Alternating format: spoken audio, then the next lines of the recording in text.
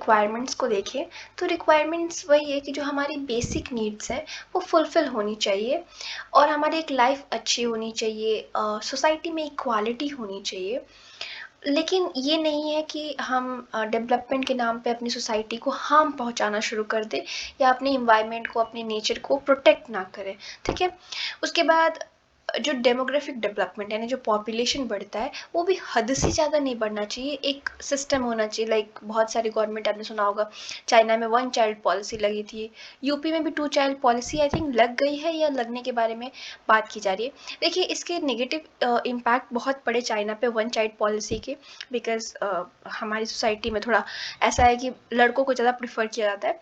But फिर भी इस टाइप की सिस्टम काफ़ी, देखिए जितनी पॉपुलेशन होगी उतने, मतलब जितने लोग होंगे उतने ज़्यादा पेटों को भरना पड़ेगा, उतना ज़्यादा डेवलपमेंट की ज़रूरत होगी, तो उतना ज़्यादा हार्म पहुँचेगा। तो एक मतलब डेवलपमेंट में बहुत बड़ा फैक्टर होता है कि पॉपुलेशन कितनी है। ठीक है। कोई भी नेचुरल सिस्टम को अर्थ पे, चाहे वो एटमॉस्फेयर हो, वाटर हो, सॉइल हो, कुछ भी लिविंग थिंग्स हो, उसको ख़राब ना किया जाए। मान लीजिए कि हम पोल्यूशन फैलाए जा रहे हैं, बहुत सारे टॉक्सिक वेस्ट है उसको पानी में, समुंदर में डाल दे रहे हैं, चाहे मिट्टी को बार बार फर्टिलाइज़र डाल के ख़राब करें, इस टाइप की चीज़ें ना करें तो बेहतर होगा अपने उसके लिए। उसके बाद हम ऐसे रिसोर्सेज का यूज़ करें जो रिन्यूएबल हो, यानी जिनको फिर से उत्पन्न किया जाए। जैसे कि मान लीजिए कि पेट्रोल हो गया, क्या बोलते हैं कि कोल हो गया, ये हमारे धरती पे नॉन रिन्यूएबल सोर्स है, यानी ये बार बार उत्पन्न नहीं होता, हज़ारों साल करोड़ों साल लग जाता है इसको बनने में। इसकी जगह हम बेटर चीज़ों को, जैसे कि हाइड्रो पावर से इलेक्ट्रिसिटी यूज़, मतलब निकाली जाती है, मतलब पानी से, या जो इस्तेमाल करके मशीनों को, चाहे विंड पावर से यूज़ करके जो इलेक्ट्रिसिटी निकाली जाती है उसको हम निकालें या उसका इस्तेमाल करें। कोल से जलाने से पोल्यूशन भी होगा और कोल है भी बहुत कम। उसकी जगह हम पानी से इलेक्ट्रिसिटी निकालें या विंड पावर का यूज़ करें, हाइड्रो पावर का, और भी बहुत सारे ऑप्शन है। इस तरीके के ऑप्शंस को हम चूज़ करें। जो भी प्लानट हमारे धरती पे एनिमल्स हैं, प्लांट्स हैं, उनको प्रोटेक्ट करें, अपने एयर, वाटर और सारे एलिमेंट्स को प्रोटेक्ट करें, और ओवरऑल अपने मतलब इन्वायरमेंट को प्रोटेक्ट करें। अब इसका ऑब्जेक्टिव क्या होना चाहिए सस्टेनेबल डेवलपमेंट का? तो अपने जो ये रिपोर्ट थी आवर कॉमन फ्यूचर, इसमें कुछ तरीके बताए गए थे कि जो जिसके द्वारा इस पॉलिसीज़ को आप मतलब अपने कंट्री में लगा के कुछ ना कुछ बदलाव लेके आ पाएंगे, सस्टेनेबल डेवलपमेंट ले आ पाएंगे, सतत विकास। ठीक है। तो का जो ग्रोथ है उसको रिवाइव करना है, यानी ग्रोथ तो चलता रहना चाहिए, क्योंकि डेवलपमेंट रुकेगा, मान लीजिए कि आर्थिक डेवलपमेंट रुका तो समाज तो चल नहीं पाएगा। उसके बाद क्वालिटी ऑफ ग्रोथ को हमें चेंज करना है कि किस तरीके का, दोनों की मतलब हार्मनी लेके चलनी। जैसे कि मैंने ऊपर एग्जांपल दिया कि कोल जो है, कोल जलता है तो पोल्यूशन क्रिएट करता है, और कोल जो है, कोयला हमारे धरती पे कम है, उसकी जगह अगर हमें इलेक्ट्रिसिटी चाहिए तो हम पानी से, हाइड्रो जो होता है उससे इलेक्ट्रिसिटी क्रिएट कर सकते हैं, या विंड एनर्जी जो है उसका प्रयोग कर सकते हैं, जो हवा की एनर्जी होती है, जहाँ भी हवा तेज हो वहाँ से उसको हम इलेक्ट्रिसिटी में कर सकते हैं। तो इस तरीके से हम सस्टेनेबल डेवलपमेंट कर सकते हैं। उसके बाद job, food, energy, water, sanitation, जो हम लोग की कॉमन नीड्स है वो फुलफिल होनी चाहिए। सस्टेनेबल लेवल ऑफ पॉपुलेशन हो, इतनी पॉपुलेशन ना बढ़ जाए कि उस देश में उस पॉपुलेशन के लिए कुछ बचे ही ना, उनके लिए खाने पीने की चीज़ें ना बचे। उसके बाद जो भी रिसोर्सेज कम है उसको बचाने की कोशिश की जाए। ठीक है। उसके बाद टेक्नोलॉजी वगैरह को इस तरीके से किया जाए कि वो मतलब वो भी सस्टेनेबल हो, ये नहीं कि किसी टेक्नोलॉजी की वजह से बहुत नुकसान पहुंच जाए।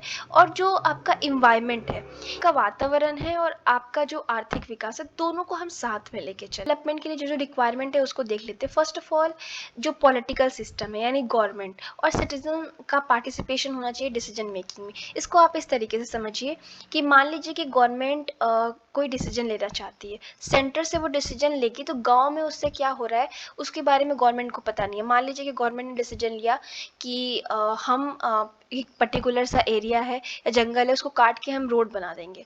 बट अगर वहाँ के लोग आते हैं और साथ में मिलकर डिसीजन लेते हैं, वो बोलते हैं कि रोड हम कहीं और से खेतों से निकाल देंगे, इस जंगल को काटने की ज़रूरत नहीं है। तो इस तरीके से भी हम कर सकते हैं। हम सोशल सिस्टम क्रिएट करें, जो भी इश्यूज समाज में आई हैं हमारे विकास को लेके उसको सॉल्व करने के लिए। डेवलपमेंट हो वो हमारे पूरी इकोलॉजी या इन्वायरमेंट है उसको प्रोटेक्ट करते हुए हो, उसी को नुकसान ना पहुंचाए।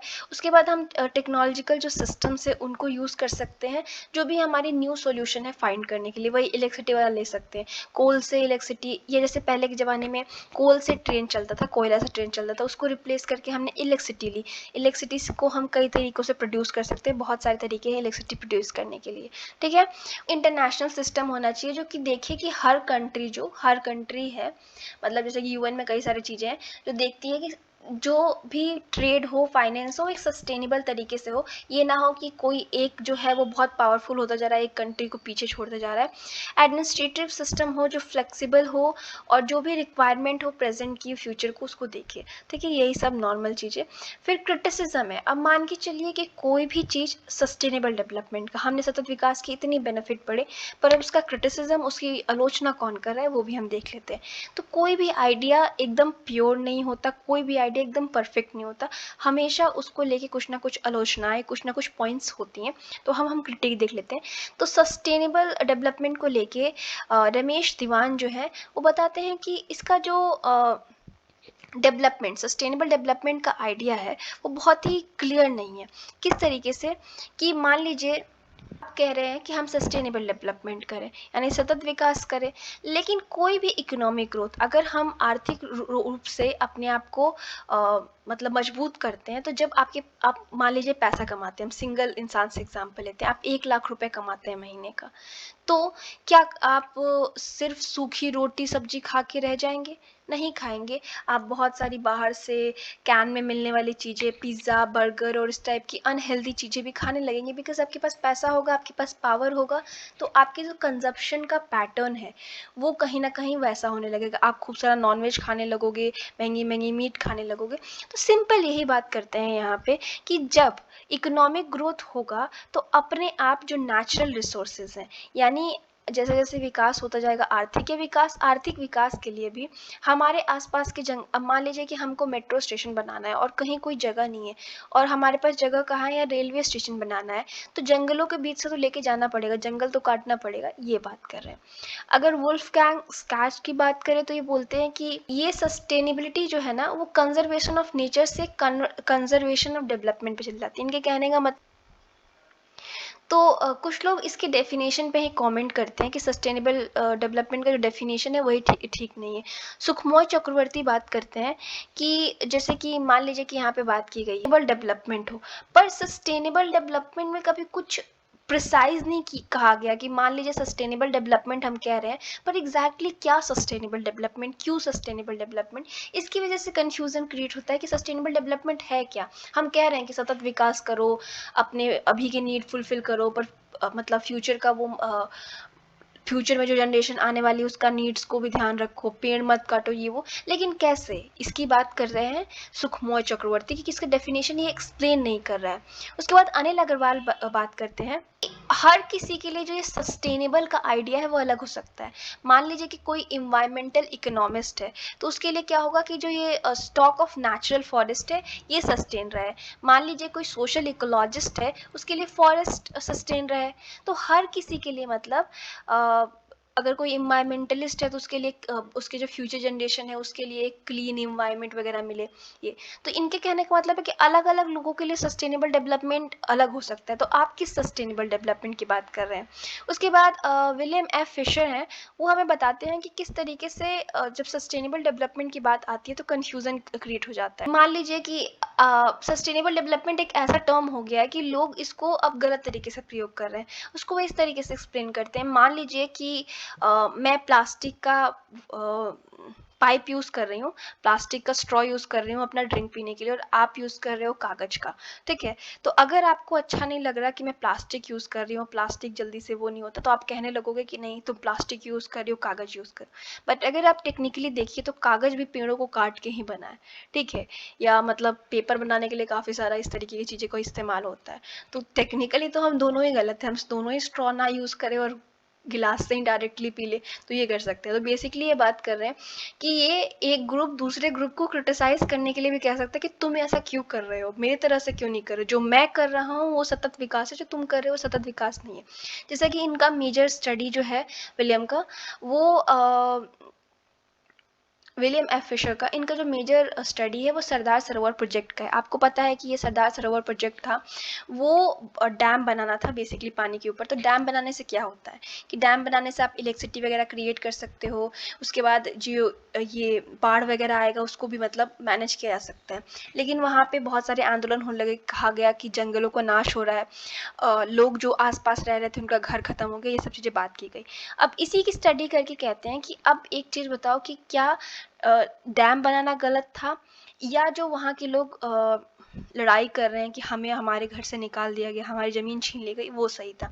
क्योंकि जब भी आप कुछ डेवलपमेंट के लिए करने जाओगे तो इन्वायरमेंट वाला पॉइंट आ जाएगा, ठीक है। तो इसका मतलब तो कोई भी विकास आप कर ही नहीं पाओगे। इस टाइप के बारे में बात के बाद एक और पॉइंट सेविला गुजमैन एंड रोडो एंड ग्राहम वुडगेट रखते हैं कि देखिए, जैसे ऊपर बात की गई कि हर किसी के लिए सस्टेनेबल डेवलपमेंट यानी हर पर्सन टू पर्सन अलग हो सकता है, लेकिन हर देश टू देश भी सस्टेनेबल डेवलपमेंट अलग हो सकता है। अमेरिका के लिए सस्टेनेबल डेवलपमेंट कुछ और हो सकता है, तो इंडिया के लिए कुछ और हो सकता है। वी रत्ना रेड्डी हैं जो कहते हैं कि हमने इसमें समझ लिया सस्टेनेबल डेवलपमेंट में कि ठीक है, हमें फ्यूचर जनरेशन के लिए बचा के रखना, लेकिन फ्यूचर जनरेशन की जो नीड है वो हम कैसे इमेजिन करेंगे? हमें कैसे पता कि फ्यूचर जनरेशन को क्या चाहिए होगा? फ्यूचर जनरेशन को जंगल चाहिए होगा, नदी चाहिए होगी, क्या चाहिए तो हमें पता ही नहीं है ना। तो इस तरीके से उसके बाद एक और सिया रेड्डी का कॉमेंट है कि जो सस्टेनेबल डेवलपमेंट का यूएन ने कॉन्सेप्ट बनाया या जो भी इसके आइडियाज़ हैं, वो अभी भी बहुत सारे लोगों को सुनने में तो बहुत अच्छे लगते हैं, पर इसको ऑपरेशन में कैसे लाएं या इसको काम में कैसे लाएं, इसको प्रैक्टिकली किस तरीके से यूज़ करें, बहुत डिफिकल्ट है, ठीक है। उसके बाद के आर नायर बोलते हैं कि जो सस्टेनेबल डेवलपमेंट का पॉलिटिक्स है, तो इसको सिंपली भाषा में मैं आपको समझाती हूँ। देखिए क्या हुआ कि जो कंट्रीज़ पहले से डेवलप है, जो पूरी तरीके से विकसित हो गई हैं, उनके लिए सस्टेनेबल डेवलपमेंट के बारे में बात करना बहुत आसान है, ठीक है, क्योंकि वो पहले से ही विकसित है। पर जो देश हम लोग जैसे साउथ की कंट्रीज़ हैं, ठीक है, साउथ की कंट्रीज़ या जो पुअर कंट्रीज़ हैं या जो अभी डेवलपमेंट के प्रोसेस में है, तो यहाँ पे तो नुकसान होगा एनवायरनमेंट का।